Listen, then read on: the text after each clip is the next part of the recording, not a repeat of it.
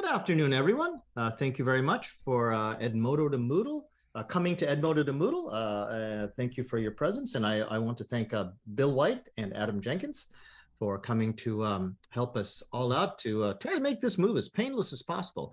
I'm only here to make it painful. I'm not actually going to be very useful because I'm not much of a Moodle expert, but certainly Bill and Adam and also Justin Hunt are all Moodle experts in their own ways. And we're here to help everyone who wants to learn about how to get onto Moodle from the very beginning, not just the Edmodo refugees, although they'll be given sort of first priority to ask their questions. If you do have any questions, please use the raise hand button in the reactions panel at the bottom of your Zoom meeting toolbar. So then I know who has asked the question in order, and you're free to do that even right now. Until, though, I do recognize you, try to keep your microphone off so that then we don't have any extraneous noise bouncing around from delivery men or anything like that. Adam, Bill, did you want to start off with any opening statements before we start opening the floor to everyone? You guys are all muted. And Justin, would you like to tell us a little bit maybe about the work that you're doing and moving some stuff from Edmodo to Moodle through your Poodle ventures there? Sure. So I am Poodle. The company is called Poodle, and I'm kind of the main guy there. But we do a lot of work with Moodle plugins and integrations, as well as our own software. And one of the things we wrote recently was an Edmodo to Moodle migration tool. It's free. There's no cost or anything to worry about in that respect. And it works because you can export the quizzes from Edmodo using a tool that's written by Book Widgets, and then you can import that exported file into Moodle using the tool that we've made. So if you have time a bit later on, I'll be able to show you that. But that's an easy path to get your quizzes anyway out of Edmodo and into Moodle. There may be other things that you need to, other resources that are in the Edmodo account that you need to move around, but at least we'll get the quizzes for you. Okay, that's fantastic. And those are separate scripts. They're applications that you can download and install, or what are? Well, the Book Widgets tool, which exports from Edmodo to a file, that is a browser extension. So you need to kind of install it on your Chrome browser. You don't really need to install anything. You just go to a particular page and click a few things. I'll show you that actually if we have time. That would be nice. And the other part where you want to import that exported file into Moodle, that's actually you can install that, but you don't need to, because there's a hosted page where you can do that as well. So yeah, I can demonstrate that too. Okay, great. I would actually like to ask if there are any people besides the Adam, Bill, and Justin and myself who are here as Edmodo refugees. Could you hit either your thumbs up or your hands up button so we can get an idea about the nature of the audience, see if everybody's exclusively here to learn about Edmodo or anything else. So John is an Edmodo refugees. Professor Amphawan is. I'm pretty sure Sandra will be eventually. There she is. Oh, there she is. She kind of fades into my dark mode thing there. Anyone else? Kay, you're an Edmodo refugee, no? I believe. I'm actually here with Prof. Angela, and she is the one who wanted me to join us. Actually, we are here together to learn about this thing. Okay. Because we are shifting from Edmodo to Moodle. Okay, good. So we have a few people here who may or may not be Edmodo people, but you're quite welcome to ask your questions. But as I said before, let's begin with the people who do have Edmodo questions. John, why don't you begin with yours? Okay, well, basically, I just want to know if there's a place where I can go to get a basic tutorial on Moodle, on Moodle, because I need to learn from absolutely beginning. So if that's the case, if that can be posted on OTJ, because I can't say I'm on my iPad right now and I can't save the chat. So if that could be, and any links that are put on the chat, if that can be transferred to OTJ page at some point in the near future, that would be great. I'll take this chat and I'll turn it into a PDF and put it in their files for OTJ and post it under the live stream comments. Oh, and I've got to check the live stream comments. And if anybody's watching us on the live stream, I will be monitoring the live stream comments for any questions that were posted there. Okay, Bill, go. Yeah, just quickly, John, I would recommend the easiest ways. Go to YouTube and type in Moodle, and you will get heaps of them. I believe, I'm not sure if it's called Moodle Academy, but Moodle.org actually put up a series of all the things you can do with Moodle. And they're very short, 5 minutes or less, great little tutorials. I think Adam even has a few somewhere out there as well. So, yeah. But we'll put that in the Facebook stream for you. Okay, sorry, go ahead. No problem. Is that okay, John? Do you want no follow-up or anything? Yeah, well, I basically had gone to done some searching today, and there's just so much stuff. I would prefer to know where the best places are to go as opposed to hunting my way through stuff. So thank you very much, Bill. If I were to second pretty much what Bill said, Moodle Academy is it's kind of new because they've taken a few different stabs at getting people up to speed with how to use Moodle. But when you log in, this is sort of what you see, and you see different streams. So Moodle Educator, Moodle Administrator, and Moodle Developer. Most people who are coming in to teach Moodle Educator stream and things like that. And these different courses in how to actually do things like start teaching with Moodle. That's a good introductory sort of a course. All of these are also free and your own pace. You can go through your own pace. It gives you a little bit of an estimate on how long it'd take a standard mere mortal. And yeah, there's a fair bit of good information here, and they're increasing it all the time. So what's adding there keeps on coming in. Also, there's a YouTube channel called Wisecat, which I think is pretty cool too. So you might want to try that. I've heard of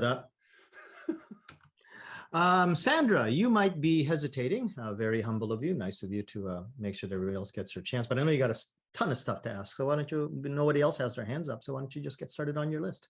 Okay, users. Okay, so I've worked out that rather than just putting in somebody's name and signing them up to a course, you actually have to have them register as a user of Moodle before you can, authenticate them before you can select them as a user. So I figured that much out. How do I get the initial authentication part working, especially with students who are under the age of 10, who don't have email addresses, and I need to try and make this as simple as possible? Obviously, older students, not a problem. Adults have email addresses. But yeah, the young ones, what do I do? First up, you could ask a parent to give you an email if you need to contact the students through Moodle. If you do not, you can do one of two things. I've done this before.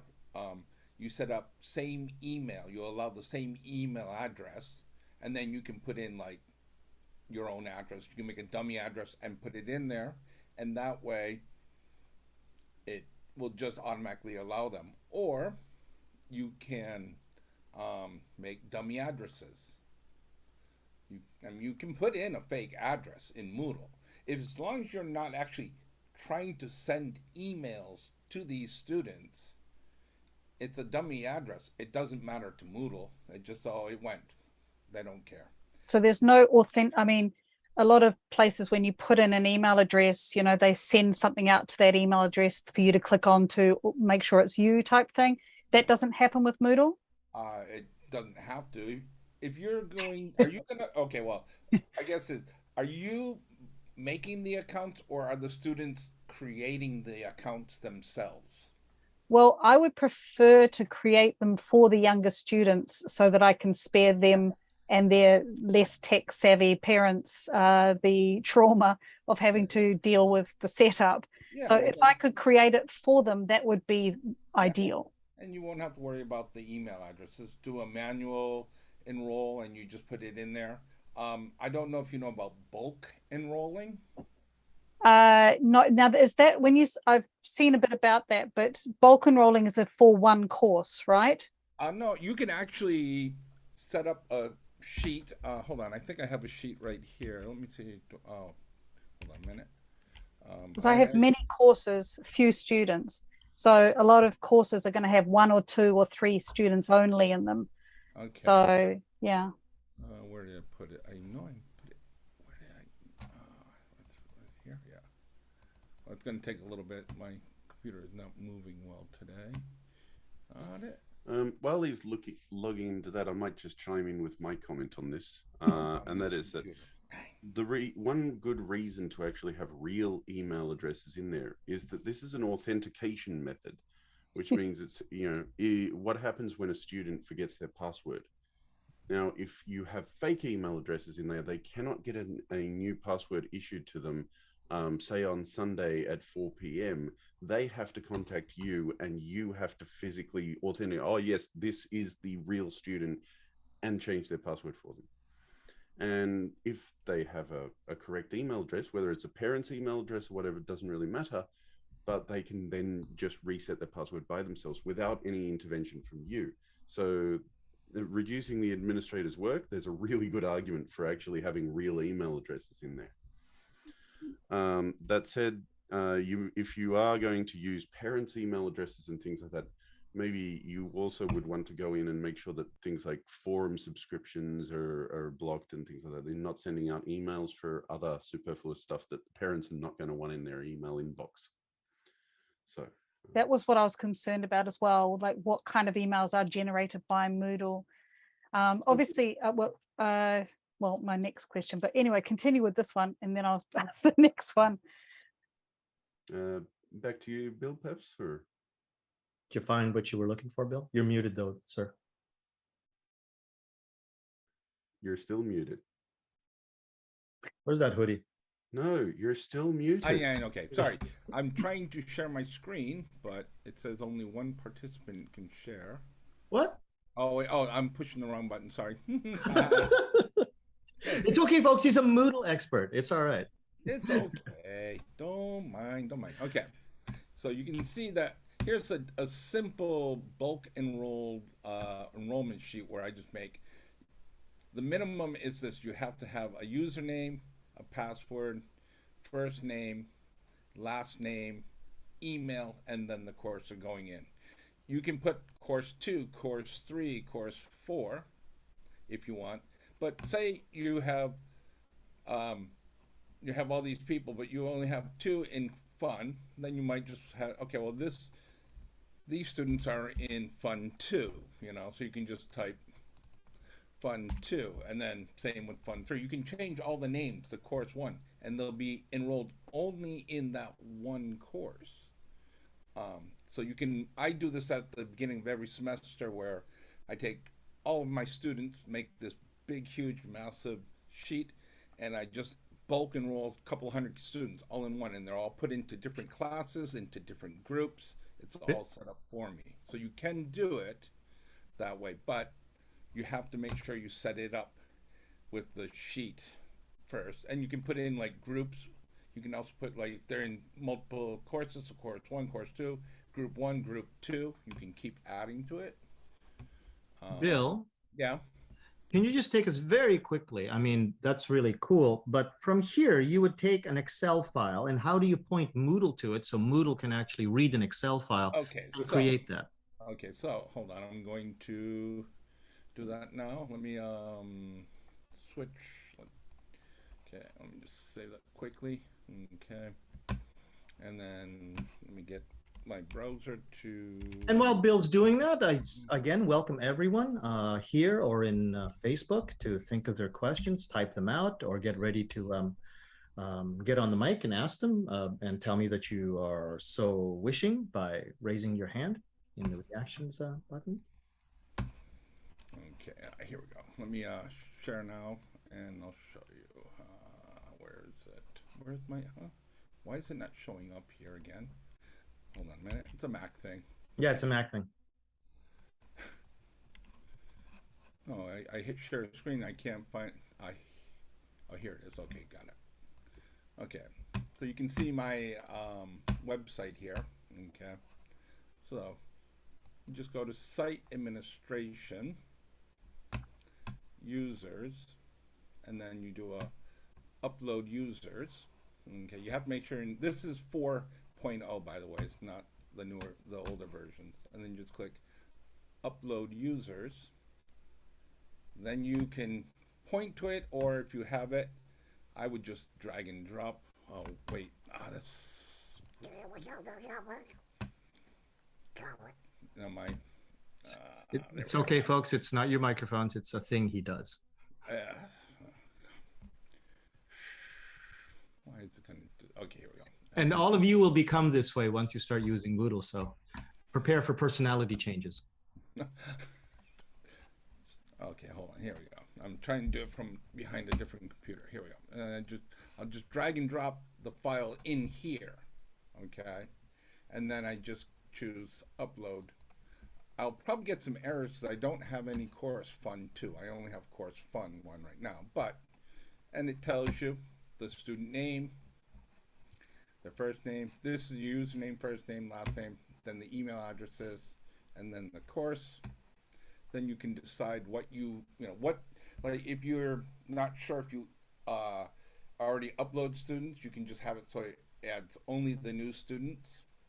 And then if you wanted to create passwords and then send it by email, you can do that. Or I always just put it in the file and then have them change it to something they want. And various things you do, and then you just click upload.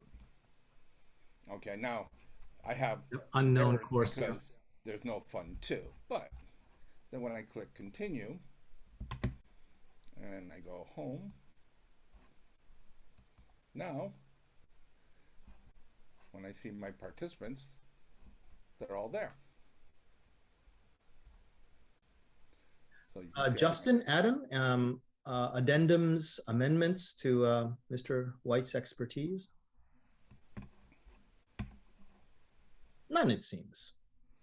Oh, just one thing that I would add is that you don't actually have to enroll them in the course at the same time.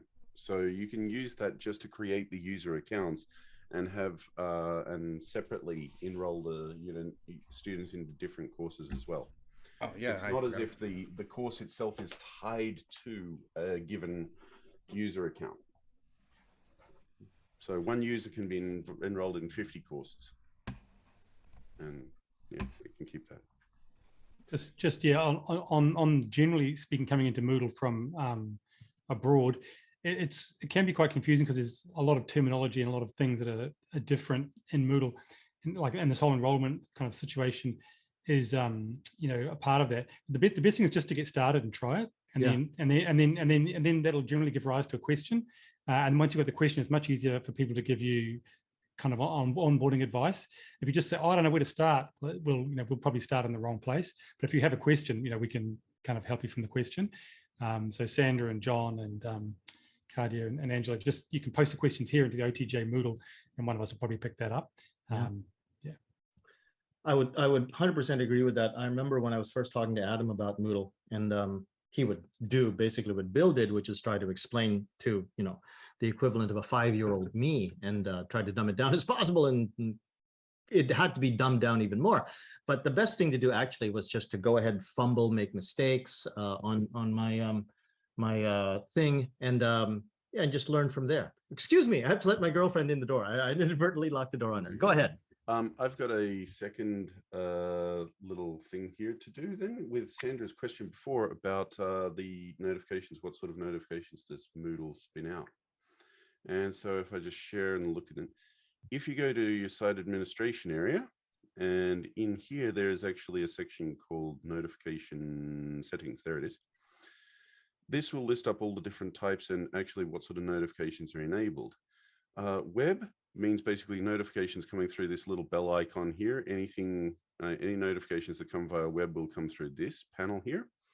Email is, of course, email, and mobile is if there's a mobile app, and if you have that installed on your mobile devices, notifications, push notifications can also come to the mobile app. Here is where you actually go down and say, okay, I don't want no email for assignment notifications. If you lock it, then you are meaning that individual users cannot choose to have this either. it's forced. This is whatever you set it to is actually forced. So if you're worried about people getting the email, you can just switch all of these off. And so for subscribed forum posts, you might want to have that off by default, maybe, but you might want to force that on for the website so that when people post to forums, they get a little notification up here that tells them, hey, there's a new message for you. So you can control that all with basically limitless control. There are about 50 different types of notifications here that you can switch on and off in different methods. So one of the things you'll find with Moodle as well is there's no shortage of settings. There are absolutely way too many of them. It can be very overwhelming, but Justin's advice of just go in and give it a spin. When you find something that doesn't fit your liking, then you've got the right question that you know to ask. So that's a good way to go. Okay, just a couple of things. Justin, did you want to verbalize that comment that you made about the September 15th thing? And also, Angela or Kay, I think you had a question specific to everyone, not just to me. Justin, go ahead. Yeah, Moodle themselves are having a Edmodo to Moodle migration webinar, or I guess something like this, where they're going to explain Moodle and also how to get from Edmodo to Moodle. And that's on September the 15th. And they're taking kind of bookings for their webinar now. I put the link for that webinar in the chat, so you should be able to see it there. And I guess one of us will put that onto the OTJ Moodle page. Already did. Groups. Okay, great. So that's there as well. So yeah, so just if you want to follow up from the Moodle themselves, that's on September the 15th. Okay. And Angela, would you like to ask a very big question about servers yourself? If you open up your microphone, you're quite welcome to do that yourself. Yeah, I would like to know whether we need a server to run Moodle. And I noticed that there's Moodle Cloud. Would that have any restrictions in terms of the time and also number of users and also quiz features? Let me answer that. Moodle Cloud has no restrictions in terms of features. So all the features that are on basic Moodle, standard Moodle, are available to you, but it's not free. So there's a pricing page and you can go and look at the prices there. Also, you can't have plugins. So if somebody says they've got this wonderful plugin, you won't be able to install it. So yeah, but in terms of getting started, that's about the best option that you have because it's not that expensive and it's very well looked after. Yeah. Were you looking for a free service, Angela, or are you okay to pay for a service? Yeah, because the university doesn't pay for it actually. I Yeah, see, and I'm also wondering whether from Moodle we can also integrate that with Blackboard. Would that be possible? Not easily. There is kind of like a way that you can kind of have a single sign-on, so the users in Blackboard can click on a link in Blackboard and access their Moodle activities. But it's a bit technical, a little bit tricky to set up, and yeah. What about the quizzes alone? Can they be imported from one to another? I'm not sure. Nobody here is a Blackboard expert as far as I'm aware, so I'm not sure about Blackboard.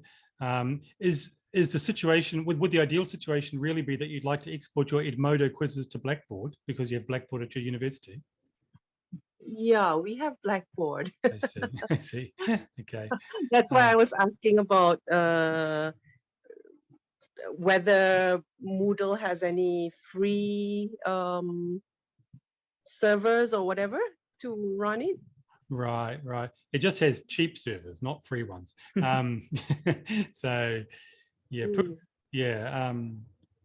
that's the basic answer there. But Angela, Adam, go. Yeah, you know more than me. Go. So just to jump in with a few minutes, I have a slightly different take on Moodle Cloud. I think it's incredibly restrictive.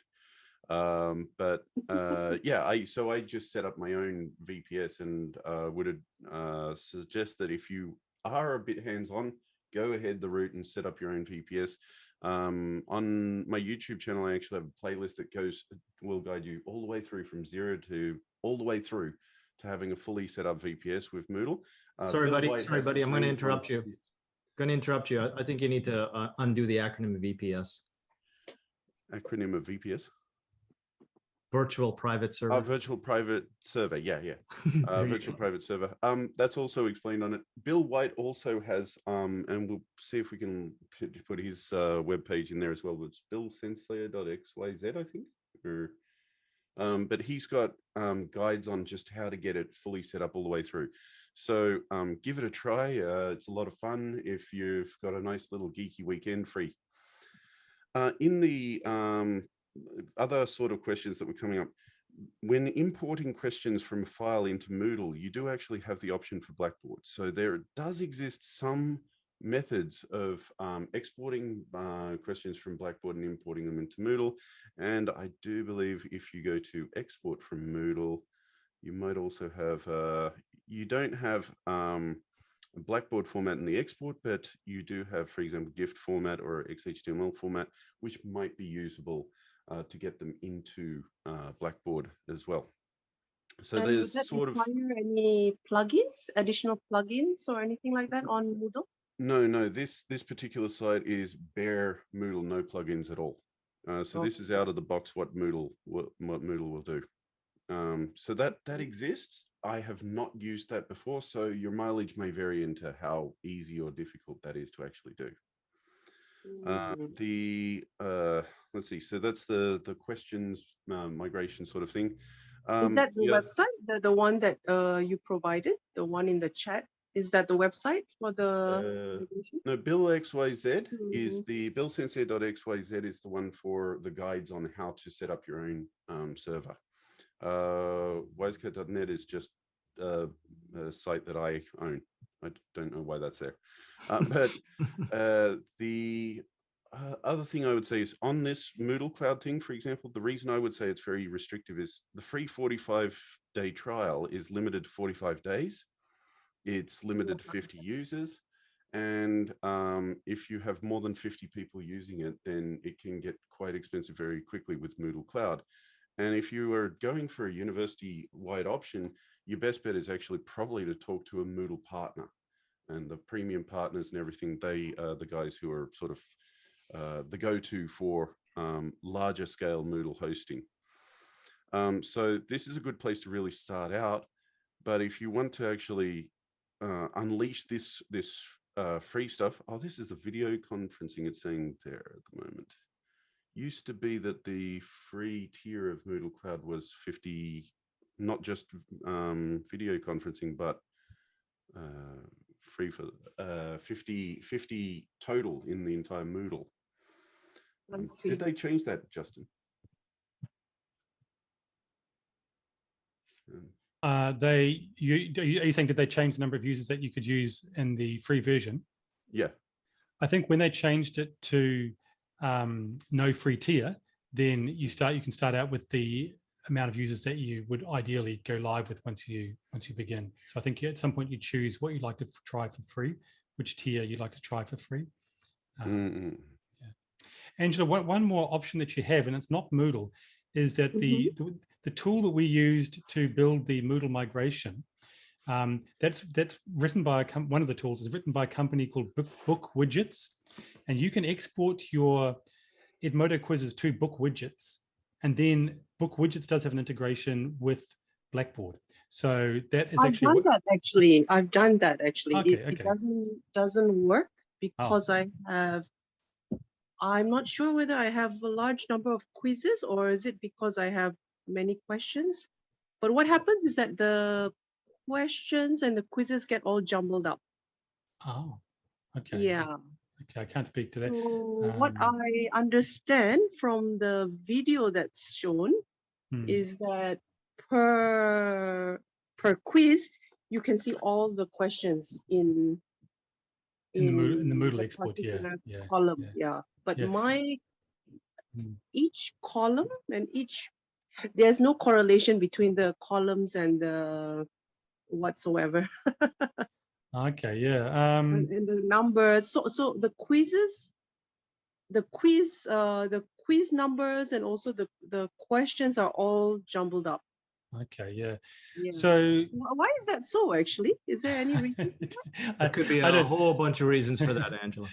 I think that one of the, because Book Widgets wrote that export tool. So if in the export the questions are all jumbled up, then of course in the import they're going to be jumbled up too. So I think that just requires some testing. I think, yeah. If you want to send me that file that you have, the file that you exported, or put it into Dropbox and send me the Dropbox link, I can try to import that onto a Moodle server and see if it works. That's Justin, maybe you can drop your email into the chat, and yeah. people will. Yeah, I would appreciate that. Yeah, that would be very helpful. Thank you. Great. Okay, one of the things that I sort of foresaw in this is that we would end up going into a spinning rabbit hole of chasing just one topic. And what I think everyone should sort of keep in mind is, instead of chasing just one topic, is that Moodle offers you incredible possibilities for everything. And as we told John, if you just take the idea that this is possible, hunt it down and start reading, you're going to have to do that reading anyway, whether it seems like it's an overwhelming number of choices. Oh, where should I start? Start with the first thing that you see. If it is satisfying to you and you learn something from it, then go on to the next thing. If it is not satisfying, go on to the next thing. But don't think that your amount of choices is any reason not to start somewhere. But what I learned personally as a Moodle user is Moodle can do just about anything. It's actually frighteningly so. There's so many options to it that that's part of the paralysis that you feel. But don't feel that paralysis. Go ahead and start. So let's get back to some different. Bill. Yeah, just to touch on what you were saying. I remember when I started, the first thing I did is I just chose one type of activity that I wanted to do. And so I did that with my students, and I got good at that. Then, okay, so now what's the next thing? So you just kind of like build on it. Like you said, you start with one, and yeah, so you just decide what is the number one thing you need or you want out of it, and just focus on that first. Get it, save it.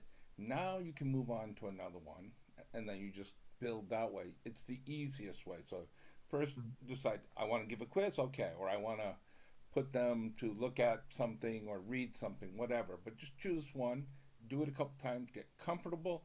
And you find once you get comfortable with one of them, the others become a little bit easier. You start understanding how Moodle handles different types of things, and then you can build on it. And of course, always ask us on OTJ-M, actually. Yeah, Jam. Oh, you can always ask on OTJ main, but OTJ Moodle is very topic specific. And I put the link to that in the chat and in the Facebook live stream. So don't be afraid. Just go in there, get your hands dirty. And don't be afraid to ask any questions that you go, why did this happen? But try to be specific about it. Like when you ask a question, well, it didn't work. It would be easier for us to answer, it didn't work when I pushed this button after I made this kind of file. So try to think about those questions to make them more specific and get to the answer faster. John, you had a question. Yeah. I work at Tokyo University of Science. They have a Moodle that they call Lettuce, but it's a Moodle. It's in Japanese, and I've gone to the place where you're supposed to be able to change it to English, and it does not change. And so if I run the thing in Google, then occasionally Google will translate the page for me. But if I go, switch to certain other pages, I'm back to Japanese, and it's basically worse than worthless to me. I guess my first job on Monday is to contact the administrator and say, what gives here? Why can't I get Moodle in English? And maybe that'll help. But the other thing is, I really didn't use Edmodo for anything other than just receiving student submissions, and they submit it, I go look at it, and if necessary, I can download their submission, and that's all I really want. And so, if Moodle may be more than I actually need, I may just need another simple LMS to receive submissions and allow me to look at and or download the submissions as the students. And basically, I make an assignment, they submit the thing. If it's on time, it's marked as on time. If they turn in late, it's marked as being late. Right. I can preload my submissions so that on a certain day and time they go live, and the students will then see them. And then basically there's a calendar where I can go click on, that all that was in Edmodo, and that's all I really need. All doable in Moodle, John. I want to if I can read it.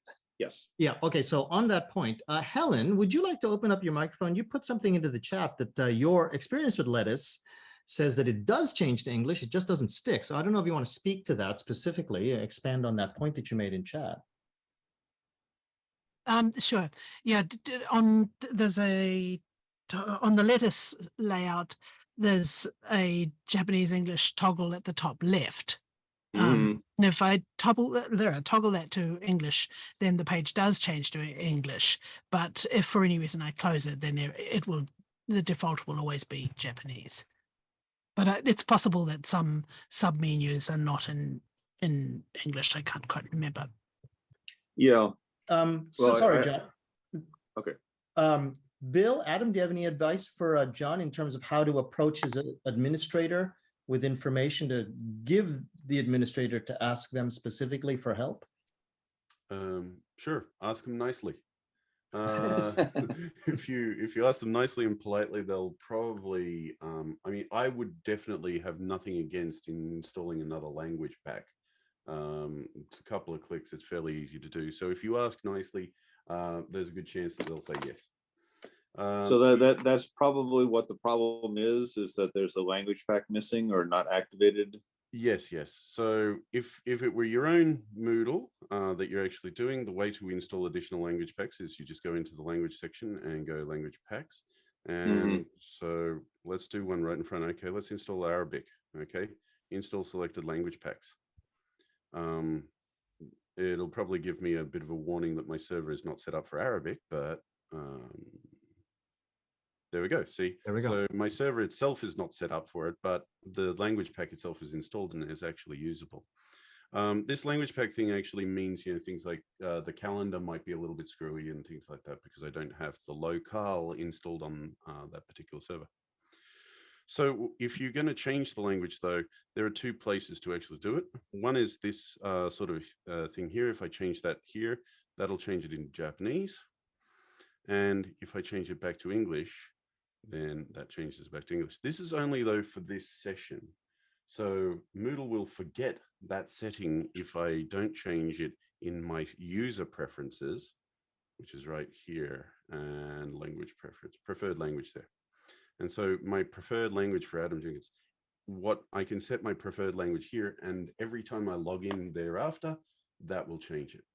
So it's possible that maybe if it were there, you changed it once, but it forgot about that and put you back into Japanese. That happens too sometimes. Okay, well, I just went to that place, preferred language, clicked on the English, nothing changes. Did you change it to English on the top menu, though? On the top menu. You have to actually, that's your preferred language, but right now you're set to Japanese. So it's saying, well, your preferred language is English, but you've actually physically asked it to go to Japanese. So you have to actually physically ask it to go to your preferred language at any given point. Or just log out and log back in again and see what That's happens. another one, yeah. Why don't you give that a try, John? And we're going to continue. All right, I'll keep playing. Yeah, okay. Go ahead. Sandra, did you have another pile, or anybody who has a pile of questions? Let's have at them. Put it in the chat there. Oh, I think you did, didn't you? What's the deal with plugins? Where to yeah, get there you go. what's good? Can you destroy your Moodle if you install the wrong one? Yeah, you can. But not really destroy so much as they get a bit scary. But plugins is basically the thing that turns Moodle into a superpower. So for example, Justin's Poodle is a set of plugins, and that extends Moodle's capabilities infinitely. So plugins are awesome. Unfortunately, some Moodle admins out there, especially at the universities that you guys may be working at, not you, Sandra, but others, will actually perhaps have some reluctance to install certain plugins, and they might even have a specific time frame. Say you can ask for new plugins at between 6 and 8 p.m. on March the 32nd, and otherwise no. That happens sometimes as well. But an example, for example, if you go to moodle.org/plugins, this is the Moodle plugins repository here, and it's pretty easy to install plugins from here. I might show you one that we recently, the Moodle Association of Japan, translated into Japanese, and that's this one here, Board. It's also an interesting one because it's kind of like what's that thing called on the, not Trello, Padlet. Yeah, it kind of gives Padlet-like functionality to Moodle. And so you might say, wow, I love Padlet, and I love but I want to keep everything inside of Moodle. This plugin would allow you to do that. So plugins really extend Moodle and give you superpowers. And when Jose was saying earlier that Moodle can do anything, that means Moodle plus plugins can do anything. Moodle out of the box is a little limited, but as long as you have the ability to install new plugins, then you've got so much power. So that's the deal with plugins. Any rebuttals? Rebuttals. It's a debate. Justin, what has Poodle got that's unique in plugins? Well, Poodle has two kind of families of plugins. One of them is called Poodle Media, and that's for audio and video recording in different places. So you have an audio recording assignment or a video recording question, and on the HTML editor. And it also adds kind of widgets and players. So you can have an interactive transcript player or an audio player which slows the audio down or speeds it up depending on what the student wants to do. And that's Poodle Media. And then Poodle Languages adds kind of higher level kind of specific function applications like Read Aloud, which is an oral reading fluency tool. So students get a passage to read and they read it aloud while we listen. And then we can pick up which words they read correctly and which words they didn't and mark those up for them. And we have a vocabulary learning tool, which is a bit like Quizlet inside Moodle. And we have Poodle Solo, which is like a speech assignment, but in this case, it's automatically graded and it's free speech. So we can say, talk about this picture or tell us what you did this weekend, and we'll try to give them a grade based on how well they spoke.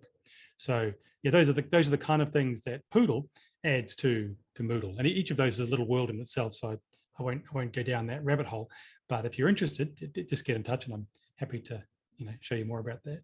Yeah. I want to chase back. Thank you, Justin. I want to chase back a couple of comments by Helen. She's asked, may I share my screen? Yes, you may, certainly. Go ahead. And two, she was asking a question to our Moodle experts. What is an optimal layout to begin with in terms of getting started with Moodle, how to make a layout so that then it's very understandable for students? So basically your expertise on how to do that. Helen, did you want to take care of that lettuce screenshot first that you want to show to John? Sure. Hang on a minute. But wait, I've got to make it. Yeah, wait. One moment. Yeah, I was so busy talking about it, I didn't actually do it. Okay, so there, go ahead. Okay, hang on a minute. What have I got here? Okay. So at the moment I switched it to English. Okay, and that it doesn't change a heap, right? But you can see some of the instructions are in English. If I change that to Japanese, then the topic titles and some of the instructions are going to be in Japanese. Okay, I think most importantly in John's case, though, I think you would agree, Helen, is when you get into the back end, where you're trying to manipulate quizzes and trying to figure out quiz choices and stuff, that's where that English really helps, right? Yeah, in our case, we don't have, we have almost, sorry, I'll just change this back to English. I'll open one of my own courses, sorry. We do not have any plugins really. I mean, this is just a heap of a link jungle, basically. Wow, this is the old the basic Moodle layout, right? Yeah, we do. Classic That's Moodle all we layout. have. That's all we have. So if I want to highlight this week's course, I can use that line end of. Okay. Sorry, I've lost the admin thing. So I've got course admin, but not site admin. Where did it go? That's way at the top. Here we go. At the bottom. Yeah. Okay. So this is it. Layouts wise, in order to see what options you have, you go into those course settings, you're in the right page. And if you scroll down to the appearance section, I think it's called appearance. Yeah, I mean, it's a while since I looked. Yeah, course format there. So Hang on, under sorry, the, if you open the course format Mm-hmm. and topics format you have right there, you have very little in the way of very few choices, and none of those really seem to offer me an advantage. Yeah, out of those four, you're probably better just sticking with topics. I think you can sort of try to organize it a bit more, but all I've been able to do is like split each topic into homework and classwork. If I just for John, I'll switch this to Japanese. Okay, so you know also the translation doesn't translate content. No, it just translates the interface. Yeah. Right. Helen, did you try changing your themes? Because you're using a classic theme. Maybe if you try changing your themes, that would make the sidebar so much more useful.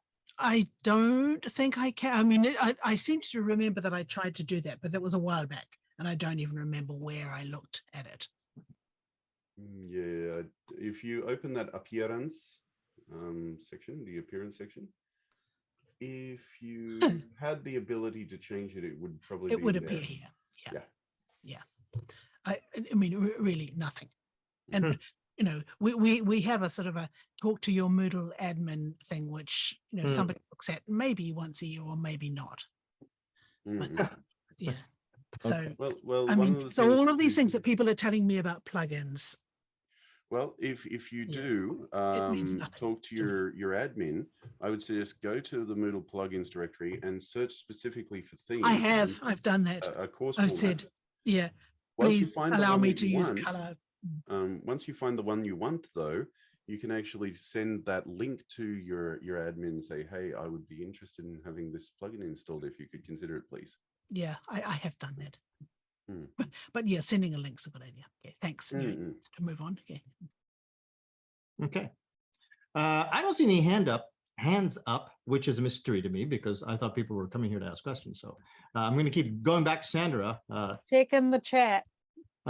Okay, but that chat's rolling real fast. Sorry, let's see. I can put my hand up and read it. Yeah, please. I think that's better.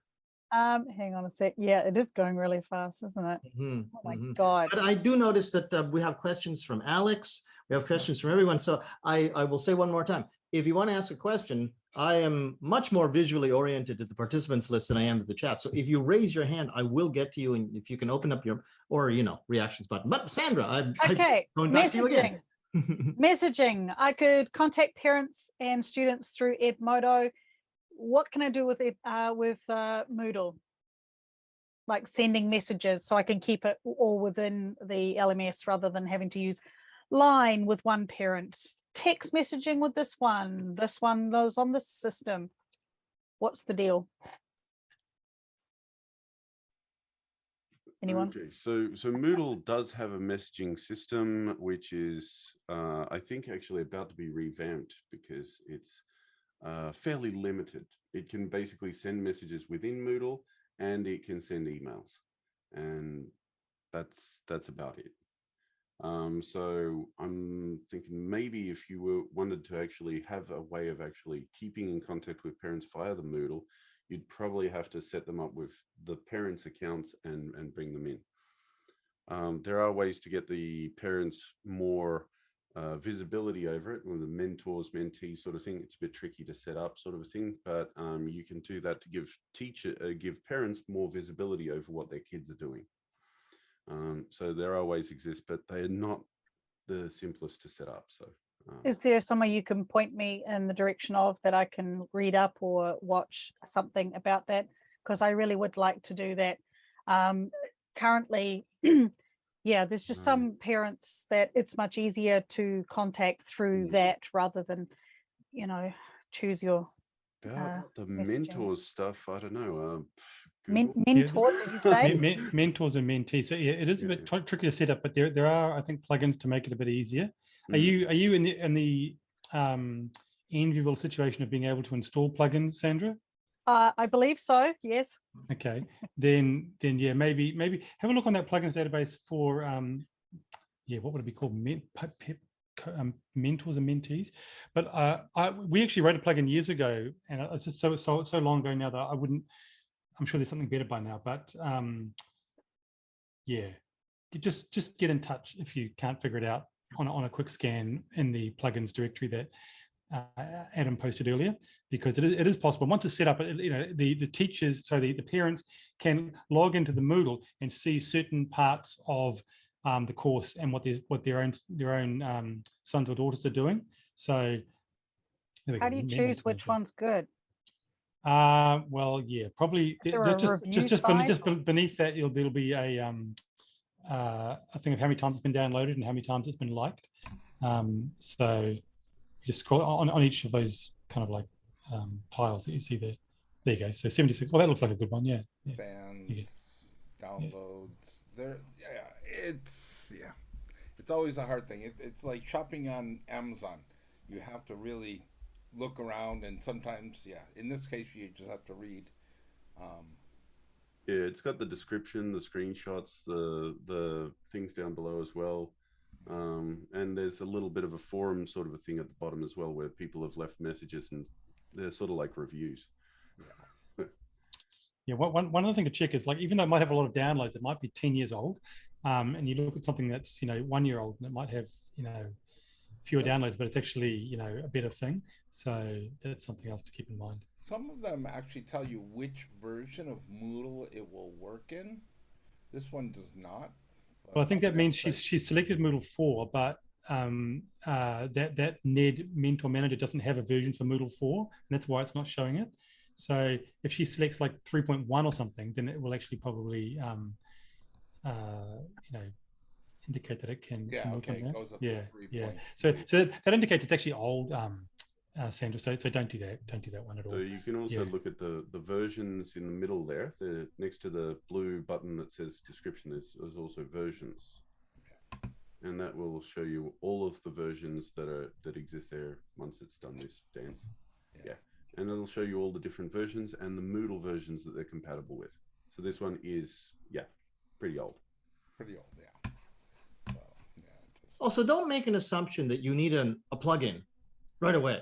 I mean, do try to figure out, and I'm always surprised about the incredible things that Moodle can do out of the box that I assumed it couldn't do.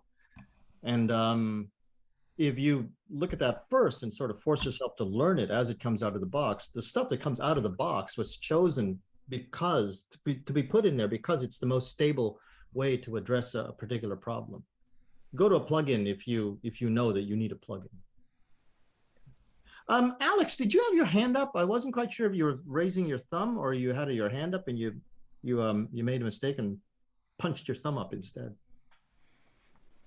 If you're there, Alex. If you're not, Sandra, get ready. Your next question is about to come. I was just going to, Helen had a question, which I was also about to say about using the Moodle mobile app for messaging, whether that would be possible, because that's ideally what I'd like, because most students, and if they have a parent, use a mobile app for Edmodo to upload homework, which is usually taking a photo of homework and uploading it. So and the messaging system's also on that app. So the Moodle mobile app, whether that has messaging and the ability to upload assignments. Why don't we answer that question? And Alex, I'm going to get to you next. So Adam or Bill or Justin, the Moodle app. I'm not an expert on the Moodle app, but I think both of those things that you would like to do, you can do with the Moodle app. Yeah, I know you can do it through the Moodle app, and you don't need the Moodle app, and they still can do it. It just might not be as easy with. I think the messaging isn't as easy using, because you're using the browser version versus the Moodle app. But the upload works really quite easy. I mean, I have students use it all the time, and they just constantly take a picture of their work and then they send it.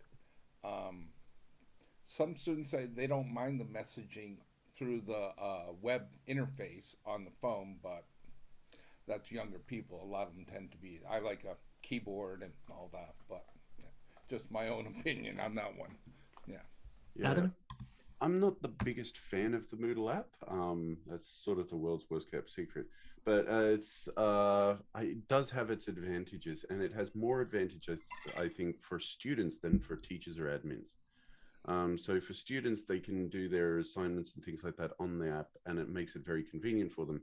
But as a teacher, you're not going to be setting up activities on through the Moodle app. You're going to want to be in a browser interface for that, which is my main gripe with it, which is not that fair. But the messaging is actually pretty awesome, because you do get the push notifications, and so you will get alerts on your Moodle mobile app that actually just pop up on the screen, just like Line or Facebook Messenger or something like that. So that's pretty sweet. The other thing is, one of the things that Alex was commenting about earlier was login with a QR code. Moodle app allows students to, instead of having to type in username and password into the mobile device, they can just take a photo of a QR code that appears on the screen where they're logged in elsewhere, and that will log them straight into it. So there are certain things like that that are very good in terms of accessibility improvements and things like that to make the Moodle app a bit more useful. Also, isn't there a way to actually, I believe, pay some kind of fee and have the Moodle app be rebranded so it looks like Three Tigers English School, and for all the students know this is Sandra's app kind of thing, right? Yep, a bit pricey. I think it's something like 20 or 30 mun, and you go through a Moodle partner to get that happening, I believe. Do you do that, Justin? We don't do that, no. But there are partners. sorry. But I mean, to be honest, you probably don't need to, because it's so expensive, and you don't really get much extra functionality for that. It's a kind of a branding thing, but you can do that, yeah. But any of the partners, for the most part, will be able to help you with that. Except you. Well, we're kind of a plug-in partner, not so much a hosting partner. Right. So it's a little bit different, but yeah. So Alex, what was your question other than the QR thing? I had just written, and how do they contact Sandra? She said, how do I contact my students and how do they contact Sandra? And I remember over a year ago when I first looked at the Moodle stuff, and at that point I couldn't go further because I didn't have a university using Moodle, but there was a contact my sensei button on the screen, and I thought, oh, that's good. Sort of like it's just sitting there on the student view. We'll have this button saying contact my sensei, and it would be as simple as that. Hit the button, put something in there, and it would go to the teacher. And I wondered if that was because I haven't really explored it enough, but I thought, God, that'd be really handy to have that. Okay, thank you. Okay. I was just thinking I can show that actually, because we have that in our courses at my university, SIST. And so, for example, this one's a course that I team teach with Sean. Hi, Sean. And if I want to send him a message, I can just click on that and say, you're nuts, dude. And get rid of the W, don't want typos. And hit send, and that's gone to him. So that's actually the message. This is called the message my teacher block. Yeah. And it's awesome. Yeah, it looks really good. It would be it would certainly take the fear out of what do I do? How do I write something? How do I, like all of those steps when you've got certain students who are not going to remember the steps. That's sort of like, boom, it's there. You might get some weird sort of things, but it would simply make it much, much easier. Yes, so that's a plugin. Yes. Yes, I'll be looking for installing that when I start my Moodle class shortly. Yep, message my teacher block third-party plugin. So thank you. We've got a few different people popping up questions in the chat there to ask if it's. Yeah. I want to make sure, because a lot of people came here to hear what Justin had to say about moving quizzes over. I want to ask Justin, if I give you some time, Justin, how long would it take you actually to show from point A to point Z how to use the thing that you need to do to get an Edmodo quiz over to Moodle? How much time would you require for that? 20 minutes, 15 minutes? I think we could probably do it in 7 minutes. Okay, probably. I think I don't have to be that tight with time, but just want to make sure that we have enough time to do that. A lot of people came to hear that. But Angela, you have another question, I believe. Yeah. So yeah, regarding that, yeah, Justin, I've already emailed you the raw files. Yeah, if you could help me out on the migration process to Moodle, yeah, that would be great. Yep, no problem. Yep, happy to do that. Yeah, thank you. Then I have another question. I think you touched on this briefly previously regarding the migration of quizzes from Moodle to Blackboard. I'm wondering if there's any tool to migrate Moodle quizzes to some kind of Excel or spreadsheet format. Yes, there is. Yeah, so you can export your quizzes into a number of different formats, and some of those are Moodle specific, so you can import them back into Moodle, and some of those are generic or even standardized, so that other platforms can use it. So, do you have any website for the conversion process? Well, let me share my screen if that's okay, and I'll just show you. Because this actual exporting your quizzes from Moodle is just go to this is a Moodle course here. Exporting a quiz from Moodle is just a standard, and you don't really need any extra tools in order to do that. You would just go to, if I get this wrong, Adam or Bill, help me out here. You just go to the quiz, and the interface is a bit different in the different versions of Moodle, but here in Moodle 4.0, it looks like this. And you go to the question bank, and here you have export. To be honest, I think this is actually this screen that. Hang on, I need to wait for the JavaScript to load. I think it's actually the screen that Adam showed a little bit earlier. You go to export. That will reload, and then you get the different formats that you can export into, and you are right. There is actually not a CSV. That's interesting, isn't it? Okay, I can gift Moodle XML and XHTML format. So yeah, there's no CSV. I'm sorry, I didn't tell the truth. The format that's most likely to work in another platform is what? Moodle XML, I guess.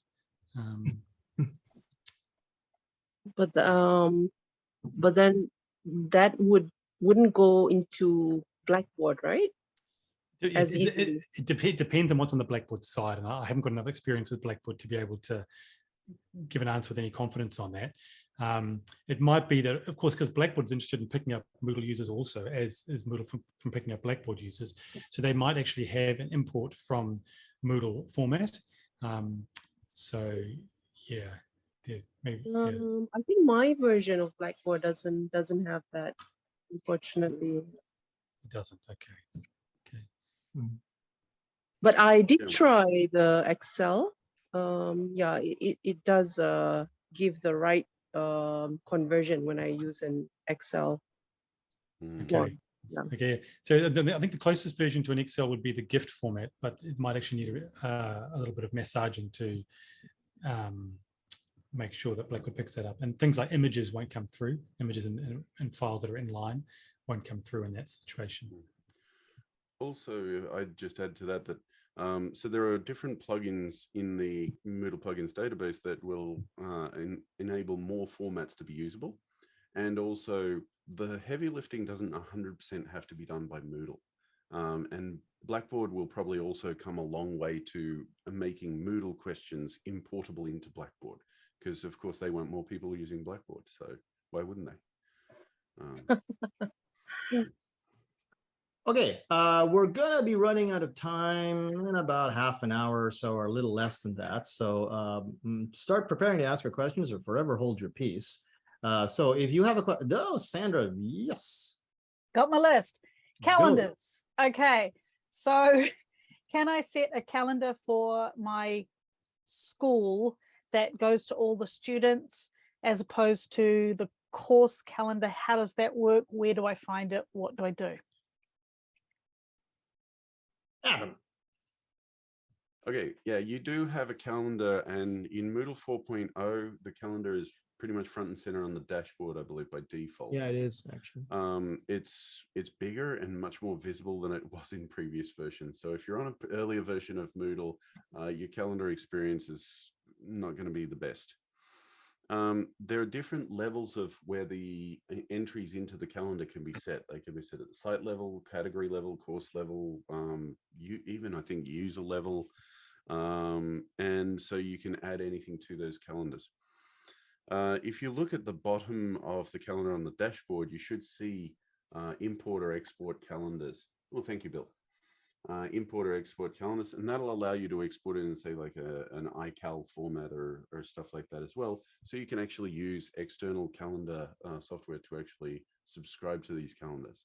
I actually do this, put the calendar stuff, and actually it's a dynamic link as well. So that's an important point, because if I add new stuff to my calendar inside of Moodle, it automatically is updated on my Google Calendar, which I use for my own personal management, my stuff. So yeah, the calendars can be done fairly niftily like that. It's pretty cool. Everybody's situation is going to be different in terms of what calendar management system they're going to prefer to use. You can use the one just in Moodle if you like, but then you got to log in to Moodle and look at it. So I personally find that is a little bit too much work, and I'd rather it just pop up in my Google Calendar. So that's what I do. If you use Apple Calendar or something like that, though, I'm pretty sure that you can do something with that as well. So the calendar. So one of the course types that you can choose, of course, is the weekly one, which I'm looking at doing for my 21-week semester. Are those course, when you initially put in the start and finish date, are those course dates tied into the calendar? Yes, so that's actually a different question. That's not so much the calendar so much as the actual course dates themselves. And those sort of fish can move a bit based on thinking of like date. public holidays, or like if you have a week off, if you've got a start date and end date and say 21 weeks, it may be 25 weeks because there's like a week off for Golden Week or a week off for this. So that's why I was wondering about how connected it is when you initially set up the course. Yeah, whenever I've used weekly format, I've usually just had, if there's a week off, I just make a blank week inside of that and then just move on to the next one. And I might even put we're on holidays this week, yay, message in that particular week, and just don't have any other content in there. Because you can rename the weeks. Like, I mean, that's what I was going to do, because rather than having it week, this date to this date, like week 1, week 2, week 3. But like if I rename that, will that still be on the calendar for that course as that particular date? Do you know what I mean? If it's not an event or something with a start date and a finish date, an opening date or a close date, or due dates for assignments or things like that, then it probably won't appear on the calendar. Not automatically anyway. It's only things that have start dates and due dates and things like an that. assignment or something. Yeah. Okay. Yeah. Cool. Okay, Alex had a question about being able to use user profiles, arranging them in a certain way so she can actually create a seating chart. And my first response was, don't know if Moodle will do that out of the box. Maybe there's a plugin available. Any experience with that, gentlemen? I do remember, it was quite a while back, but I do remember there was a plugin for seating charts, but I'm thinking that was like 3.5, 3.6. I don't know if they have that now. But I did look into it. It was quite a few years back. So yeah, I just make a seating chart. If I need to, I just put it up on the big screen and the kids just see where they're located and they sit. But on stuff like that, especially if people are going to be doing Moodle now, I think in my personal sort of way to deal with that, if I have that question, I would probably just ask first on OTJ Moodle. Hey, anybody know about this? No response, crickets. Okay, then do a keyword search in the plugins directory and see what the plugins directory turns up. That turns up nothing. Do a keyword search in Google and see if anyone is working on something like that, or if anyone's created a unique workaround that you could probably deal with. Well, you're going to get some good answers on Moodle, though.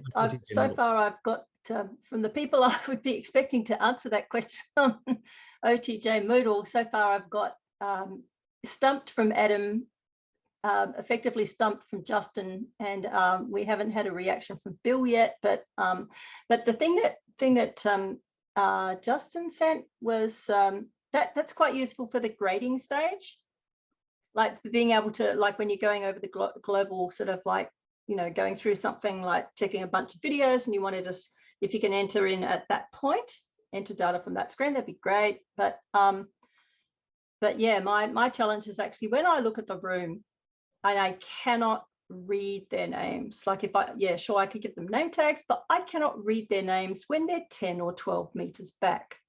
So that's, you know, the size of the room.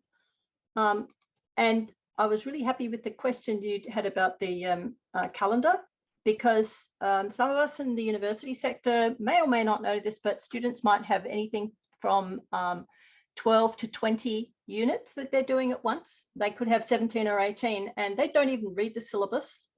They just hope that they know what the dates are. So that's my priority this term, is to not only show them like tell them what, you know, tell them these are when the key items are due, but also embed that into the Moodle up front in a page of your unit in a snapshot sort of type thing, because they're not going to read the syllabus. Even the best students said we can't read it.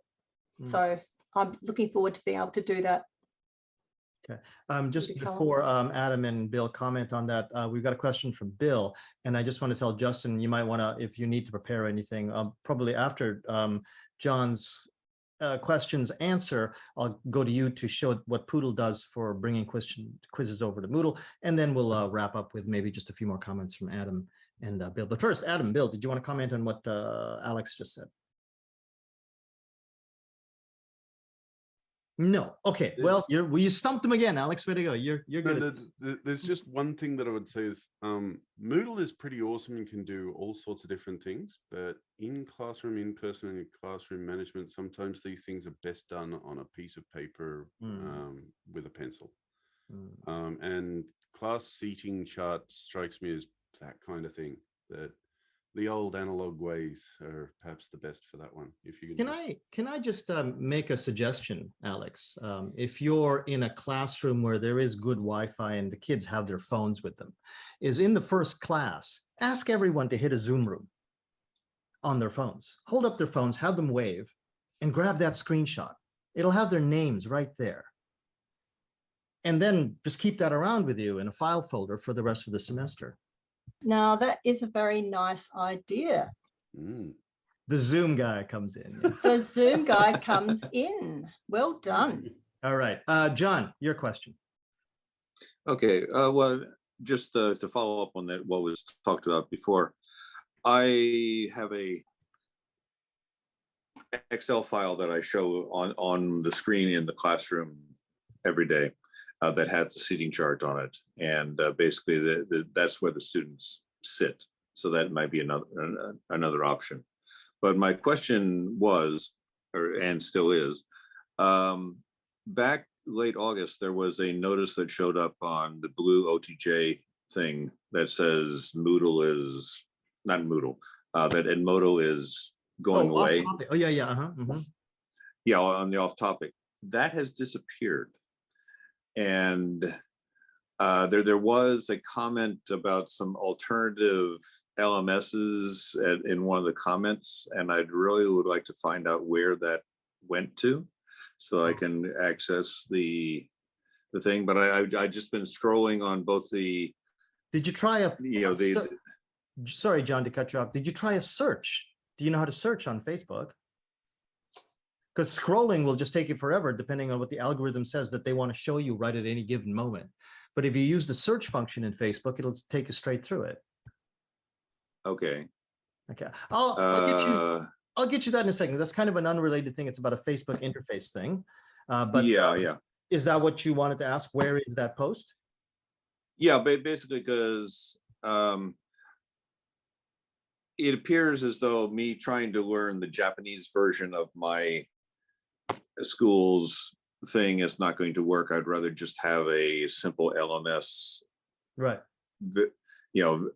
Basically similar to what Edmodo was. Then that's the reason why I chose Edmodo 3 years ago, is because I couldn't get the school to give me anything in English, and so I said, fuck it. And so there you go. I saw that. And basically, that's about where I am right now. Particularly since I'm within a year or two of actual retirement. And I don't really want to have to, commit a whole bunch of time to, making something that's only going to be good for a year. Sorry, John. Let's see. That's Bill White has found the post for you. It's in the latest or second latest in the chat. Click on that and you'll find that original post that you were looking for. Thank you. Yeah. Okay. Good. Okay, Justin, you're up to bat. Show us your magic. Okay. I have to admit that I actually didn't know you could search on Facebook, so that's pretty good, isn't it? Zoom guy comes in. So I'm going to just share my screen here. Yep. Okay, so just actually the process here, it's poodle.com Edmodo to Moodle. It's kind of written down here, but it's the process I'm going to show it to you. So you start off by importing or adding an extension to your Chrome browser, and that's called Edmodo Quiz Export Tool by Book Widgets. I'm going to go and do that. Let's do it right now. So we'll just click on that link. It's here. So if you want to do this yourself, you just go to that link here. Actually, I've got it over here. I already loaded it before. Here it is here, Edmodo Quizzes Export. Okay. And I've actually got that already installed on my Chrome browser. I'm going to remove it here just to show you what it would look like when you actually go and do that. Okay, so you'll arrive at the page and it'll say add to Chrome. So you go, okay, let me do that. So you add it to Chrome and then you approve that, even though it's in Japanese, you approve that. Okay, and it's there, okay? And you'll set up here. So when you want to use it, it's no good to try to use it at this point. You need to actually go to your Edmodo page. Okay, so you go to your Edmodo page. And the first time you try to use it, if you've already got Edmodo open, it's going to fail. So let's just look at it fail just to show you that. This is just what happens. I didn't write it. I'm not responsible. You first tap that Edmodo Quiz Export tool from the browser extensions icon there. And then you'll get this Export Quiz button or link. Click on that and nothing will happen because you've got to reload the page the very first time. It's done. But once you've reloaded the page, you're good to go. So let me show you. I want to show you the fail really first because that otherwise you might think it's broken completely, but it isn't. It's just need to reload. So you click on the extensions tool here, then you'll see Edmodo Quizzes Export, which you just installed. Click on that, okay, and then you get the Export Quizzes button. Click on that, okay, and now it is working. The little dialogue is there, and the quiz is exporting. And I have to choose where to save that. So I've done this lots of times already. You can see like 1, 2, 3, 4. So I'm just going to call this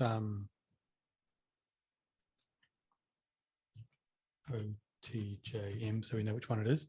Okay, even though they're all the same, really.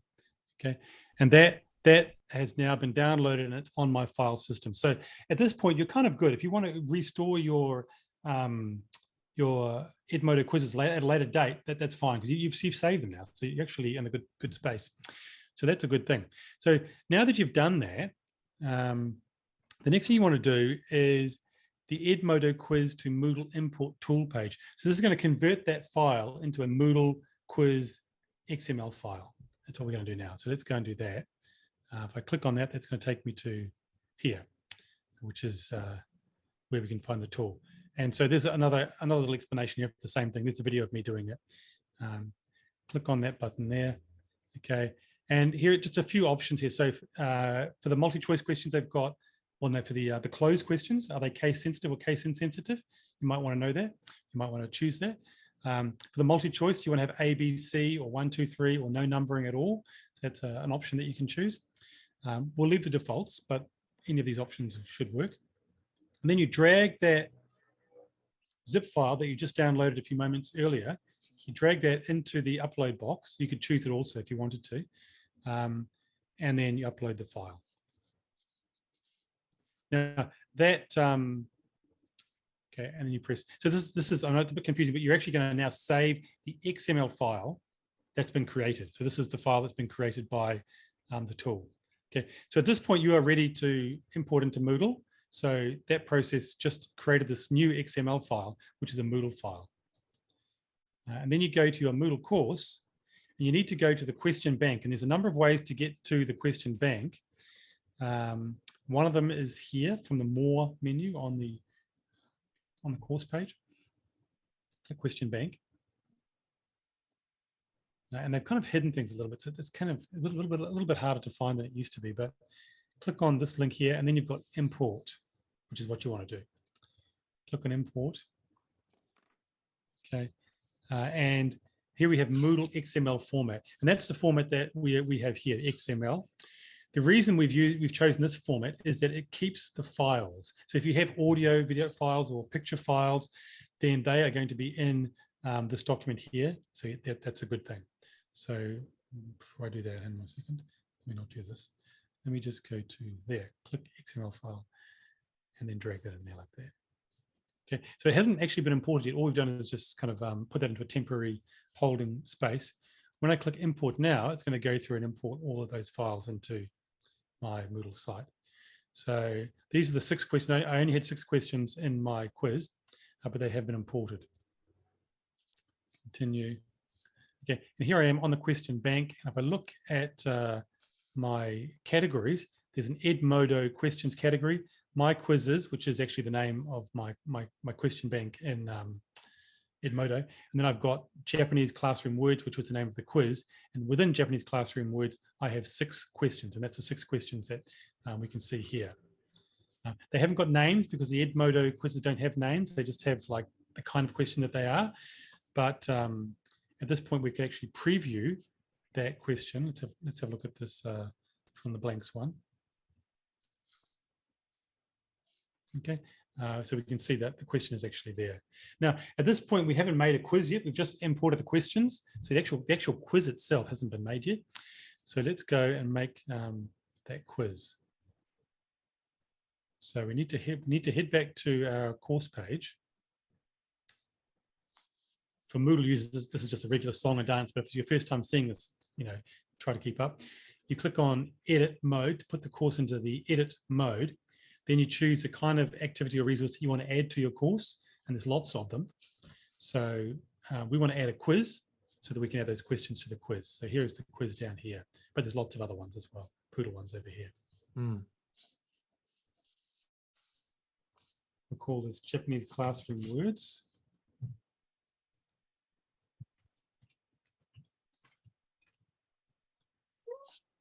We'll leave all the other options as their defaults. Save and display. So in the Moodle thing, we've created our quiz. It's just an empty container at this stage. There's no questions inside there. So now we want to add those questions. So we go to add question. And hidden down here on this tiny little button here, we have add. We're going to add them from the question bank because we already have made them. So we don't need to create them from new. we select the category, and we're going to use Japanese classroom words here, where we have 6 questions. Those are the ones we just imported. Let's choose all of those. How do I choose all of them? Choose all of them like that. Add selected questions to the quiz. There they all are. They're all on separate pages at this point, which is okay if you like to have 6-page quizzes, but you can put them all into one page if you want to. You drag and drop to work, you can go like this. Okay. All right, let's go and have a look at that quiz now. Preview the quiz. Oh, what have I done?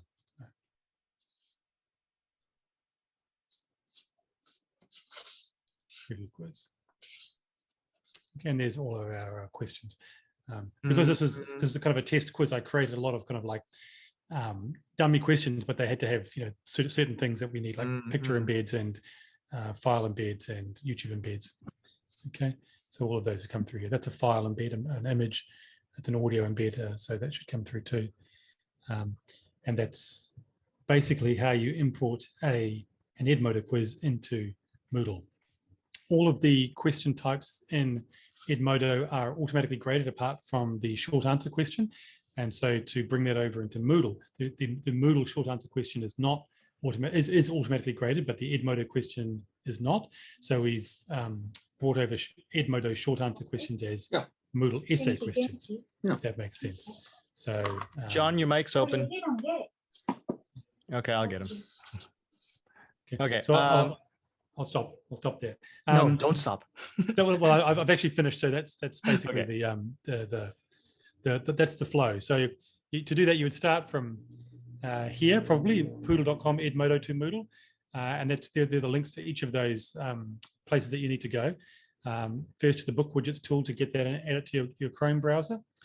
Then to the Edmodo quiz to Moodle import, and then you need to do the rest of from your own site. You import that XML file to your own Moodle site.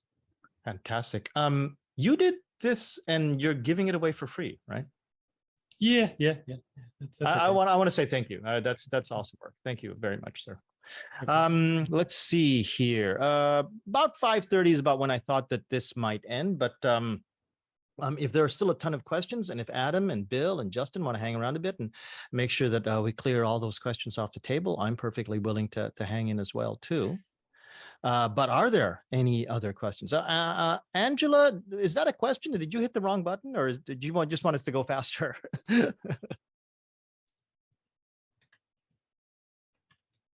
I'm not sure. But I'll ask a question that I think might be relevant to everyone.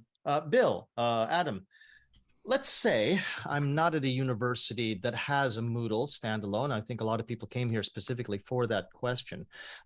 If I don't have access to a running Moodle server, what are your recommendations for actually finding a server or setting up a server?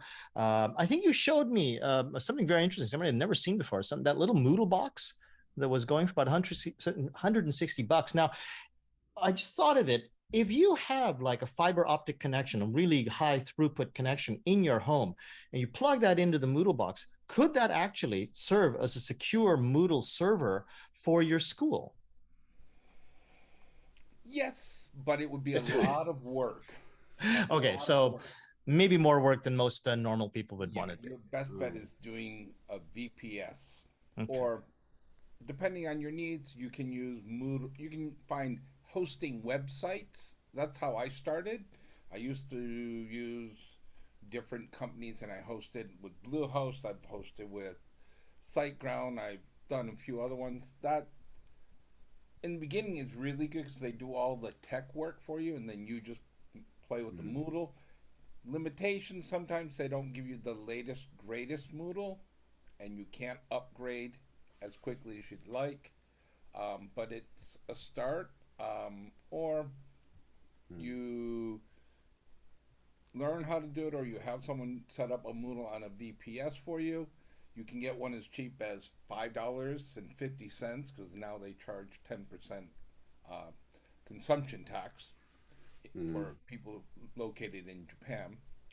But for $5.50, you could have a Moodle that could handle 100 students. Simultaneously, probably not, but in most classes if you're under 50, you could run a Moodle 50, I'd say 50 students consecutively would not be a problem. Adam, do you agree, disagree? Yeah, I would typically suggest go for it. Just go try setting up a VPS or something. Follow the Bouncing ball. You're going to be getting some new skills. And yes, it's not going to be the most easiest thing to set up in the world, but you will be completely free to do whatever you want with it. If actually setting up a server is not for you and absolutely want to stay away from that, then contact someone who can and see if you can get someone to help you set it up, or someone who'll mentor you into getting into it or something like that. But I would just say find a way to make it happen. It's incredibly rewarding though to actually do it yourself, and I got you, Bill. Getting more skills and things that are going to then it's never a bad thing to have a few more skills under your belt. Just to point out to everyone, if you would like a recommendation for a name of someone who can actually mentor you through all of that, just ring me up and I know a guy. Justin, would you like to mention a quick plug for you about Poodle's own hosting rates? Yes. Poodle.net is a kind of our new service. We haven't really kind of talked about it in a big loud voice yet, but it's like Moodle Cloud, but it has Poodle plus Moodle, right? So you've got and a few other things. It's got Level Up and some other kind of popular plugins that language teachers use. Oh, there it is there, yeah. So if you're interested in using that, or just to hearing more about that, there's a little form lower down that page there, and the link is actually earlier in the chat. I'll put that into the Edmodo, into the Facebook page as well. And we can talk about that. So it's a little bit more expensive than Moodle Cloud, but one of the nice things is that we've got a $5 entry level thing there, so you can actually get started with it and just play with it, and that doesn't go away. So once you set your courses up and you're ready to go live, at that point you can choose the more expensive package. We can just kind of talk to me if you want to squeeze me for a discount. Don't say that out loud. Yeah, don't record this. I'm not really a big fan of people self-hosting, to be quite honest, because in Poodle, we have a lot of customers, of course, and the self-hosting ones are the ones who have a lot of trouble. The added burden of running your own kind of server on top of trying to figure out Moodle, on top of trying to build your own classes, is quite heavy, I feel. And yeah, so I'm not sure I would really recommend that. Yeah. Okay. For people who might be interested, a thing you can do to just see if you're able to or you find that maybe I can do this, you can set up what they call, if you have Windows, WAMP, and if it's Mac, it's MAMP. It's just WAMP. So you set up a fake server on your computer. So you don't have to pay anything. You can download it. It's free. And then you can try doing it and practice doing it. And it doesn't cost you anything, and you won't break anything. And that's another way to do it. So, and then you feel comfortable, then you can actually go and get a VPS and do it yourself. If you're in the right kind of location, you can actually run it sometimes in your school. I've done that before. I ran a Moodle off of my laptop in a classroom. If you can set that up, that takes a little ad hocing and things like that. But, or yeah, like you were saying, Jose, these little boxes, you get it, you can download. You download it. You just follow a very simple three-step process onto a little well, this one's a bigger one, but like this, but a small micro SD. You put it in here, plug it in, and you log in, and everybody can log in the classroom, up to 30 people. So it's a lot easier than running a VPS. But the initial cost is going to cost you for a good, right now these are expensive because of the chip shortage, but yeah, I got this one originally for what, $65. Adam, you got yours for even cheaper. I gotta contact you about that. And then and yeah, but there are different ways. I mean, I'm not selling, Bill. Yeah. I'm thinking though, I think for a lot of people, if you're apprehensive, go for a hosting service to start with.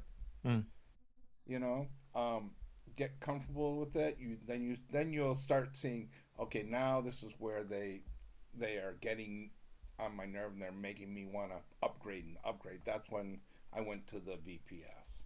I just said, okay. And I spent a couple of weeks just practicing and practicing and practicing. Kind of like we tell our students. Kind of like learning a language. Yeah. Running out of time. Sandra, run that list down. Go for it. I've got a pile of papers. Hang on. Sounds like my desk. Course type. Let's see. Assignments. So like with the quiz, there's like the question bank for making quizzes. Is there like an assignment bank or something so you can create an assignment and then give it to 3 different courses? No, there is not. Not a bank, but it's very easy to actually import individual activities from one course to another course. I've done that many times. So I make I don't know, I make a particular a page or a file link, and I realize, hey, I can use this in all kinds of places. And I if it's on the same site, if it's the same school, I choose the course, I choose the activity, and bang it over to the next course. If it's in a different school on a different Moodle, there's a way to actually bring it down to your computer and then send it up to the other Moodle in another course. So it's not a bank, but if you were to arrange your own folder system inside your computer with folder names and stuff, and this is this type of activity, and these are all these backup files that you've brought down from Moodle, that's kind of a workaround for it, but it's not the way that Moodle arranges a question bank. So with what you were saying, sharing, importing one assignment to another course, you do that individually, or can you like say, this activity, this assignment, I'd like 3 different courses to be doing this. Are you able to do that at the same time, or do you have to do it one by one? Do you see what I mean? Correct me if I'm wrong, gentlemen, but if you're talking about one activity to send to 3 courses, you're going to have to do that 3 times. If you're talking about 3 activities in one course to another course, you just pick those 3 activities, wrap them all up in one import, and bam, they all go in at one time. No, I mean take one assignment and assign that same one to 3, 4, 5 different courses. As far as I know, that can't be done, but Adam, Bill, Justin? No, that has to be done 3 times. Yeah, sort of has to be done 3 times. There are plugins like the sharing cart plugin, which might be usable to actually do something similar to what you're saying, but not exactly just push it in. Also, there's H5P has a few different types of assignment types, which are sort of like an assignment bank sort of way that those are stored as well. But I don't think that's exactly what you're asking here. Manual, okay. Got it. I know you're short of time as a school owner, and you want to get this done as quickly as you can, and you've invested a lot of time in Edmodo to try to bring it over as quickly as you can, but this was never meant to be. This was never meant to happen, to take Edmodo and bring it over to Moodle, right? So a few compromises there. Who's sharing this? Bill, go. Sorry. Okay, yeah, just the sharing cart. I use it extensively. So like I have all these different things, and then I just go in and say, okay, I need to add it. I just click copy, and then it asks me where I want to put it. And I say, oh, goes here. Bang. Oh, sorry, mouse clicking. And then it puts it in there for me. And now I have it. Actually, I have 2 of them, but yeah. But you got to cycle that like 3 times for 3 different courses, yeah, right? You do have to do it, but you just put it in there, and then it just goes in there, and then you just go to the next course, and you can add it rather quickly. So. But that procedure was way faster than what Moodle asks you to do out of the box, though. Yeah. Well, way faster. I want to delete this though. Actually, this is actually a course I'm working on, so I can't leave that in there. But yeah, but yeah, the sharing cart is, it saves you a lot of time. Highly recommend if you have to copy many things to different courses, because I do that a lot. I have to share some things over 3 or 4 courses because I teach pretty much the same course and then just slightly different. So I'll just make it and say, oh, that will go there, that will go there. So the sharing cart ones, do they stay in the cart? Like, yeah, until you delete them. So basically you could make a whole heap of stuff and then put them in the cart. Yeah. And then, okay, which is kind of like what I was saying about an assignment bank. Yeah. Almost. In a way, yeah. Kind of. Assignment bank. It's just that you can't assign that one to 6 different courses at one go. You would actually have to go to that course. But it's a little bit easier than going through the whole import and thing like that. Sandra, I'm going to give you one more question to go, and then I think we've asked the gentleman to hang around long enough. Trying to look at my very scrawled notes. Same assignments, different course. Oh, the only thing was that course type. Does everybody just do topics? Is that basically what everybody does when they do their setup? Because it seems to me everybody has kind of just said that I've talked to. No. There's a number of kind of course formats that are available, and a really popular one that most people, like all the sites I see, they all seem to be using it, even though it's not standard Moodle, is the tiles format. And the tiles format kind of gives each topic a tile, and when the student goes to the page, they just see these pretty tiles and they choose the one that they want. There we go. You were looking at it there. Those aren't pretty tiles, Adam, but or Bill, but no, this is actually the Zoom guy. but yeah, right. Each of those tiles could have an image associated with it, and then that and then from that, when you click on that tile, then you just see that particular topics entry, like that. Right. And these are all restrictable by date. For example, this is, I'm going to have to blur this out later, but I already revealed it before. This is this student-specific report topic, and only he and I can actually see that tile. So you can restrict this by date, you can restrict this by student, you can restrict this by group, you can restrict it by if it's been done. There's all kinds of ways to manipulate it so these tiles appear in a way that it's actually much more easily navigable by the students themselves.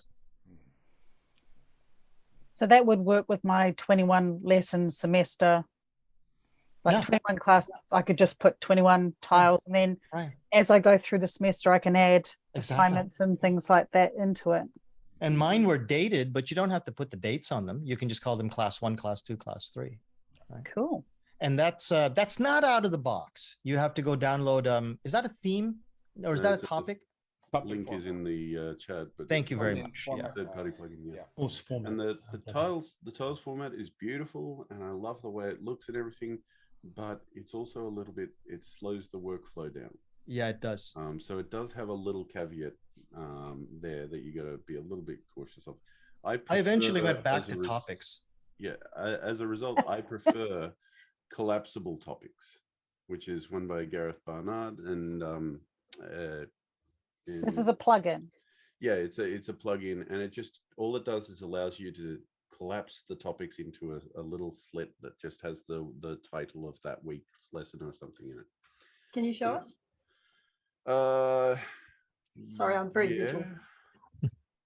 Let me see if I can. Speaking of the tiles, I find when I'm designing or putting things into my course, I use topic formats, and then when I get ready for the students, I'll use the tiles format.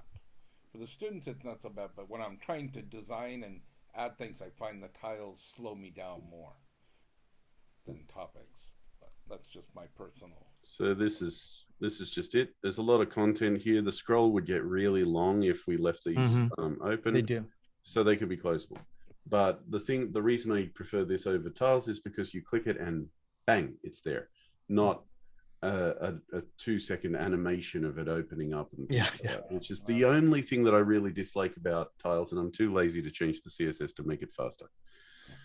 So One thing that I would recommend to anyone who's new at Moodle is that I realized this after maybe a couple of semesters working with Moodle is that it really behooves you to actually take a lesson or half a lesson to actually walk your students through Moodle, especially your first year students. This is how you do an assignment. This is the button that you push to submit. This button or this check mark says that you've actually already answered that question. You've done that assignment. And especially too, to answer Adam's thing about collapsible tiles, which is a really cool plugin. But let's say you're another one of these schools that don't allow plugins. The more recent version 3 of Moodle is that by clicking on these individual sidebar topics, you still have the long scroll in the main screen, but they'll jump you to particular topics. Now, I was surprised when most of my students, because of the way that Moodle appeared on their computer, didn't even know that there was a menu here to throw open that sidebar. And to walk them through all of this, to tell them, by the way, don't you love this? Like, that's me. Yeah, that was a video.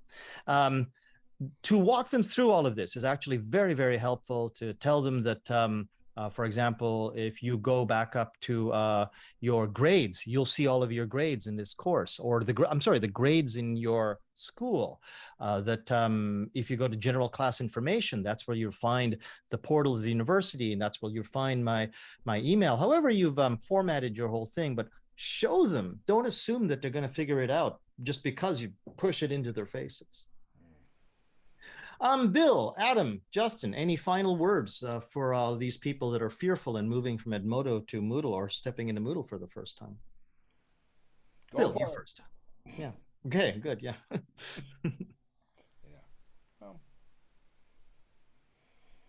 It's just Moodle isn't your only option. So, you know, I think it is complicated and it is a bit of a commitment to figuring out how to do things.